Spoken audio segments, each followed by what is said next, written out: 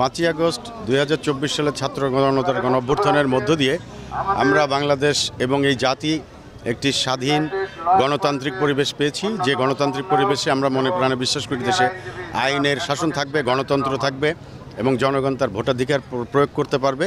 কিন্তু আমরা লক্ষ্য করছি যে অল্প কিছুদিনের মধ্যেই যারা 24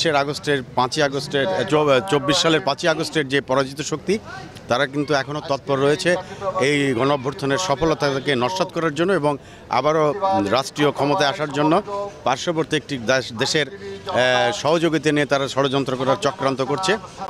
স্বাধীন সার্বভৌম রাষ্ট্র বাংলাদেশের একজন জাতীয়তাবাদী আইনজীবী ফোরামের নেতা ওনাকে নির্মমভাবে এই মুহূর্তে হত্যা করেছে।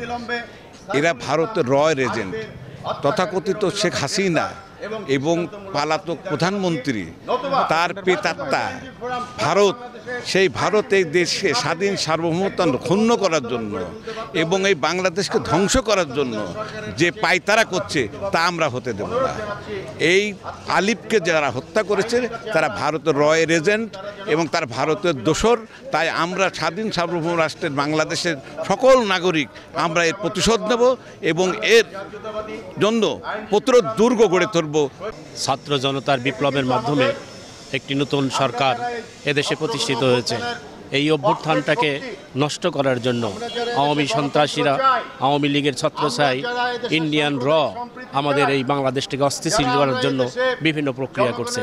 তারই অংশ হিসাবে ইসকনের মাধ্যমে আজকে বাংলাদেশে তারা নতুনভাবে ষড়যন্ত্রে লিপ্ত হয়েছে এবং তার ধারাবাহিকতায় এই আমাদের একজন বিজ্ঞ আইনজীবী এবং আইন কর্মকর্তা, যিনি আমাদের জাতীয়তাবাদী আইনজীবী ফোরামের অন্যতম একজন নেতা, তাকে নির্মমভাবে নৃশংসভাবে হত্যা করেছে।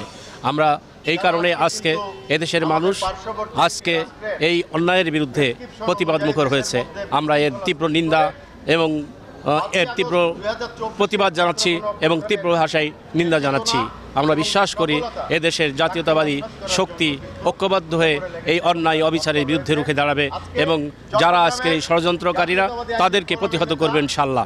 আমরা সেই প্রত্যাশা ব্যক্ত করছি।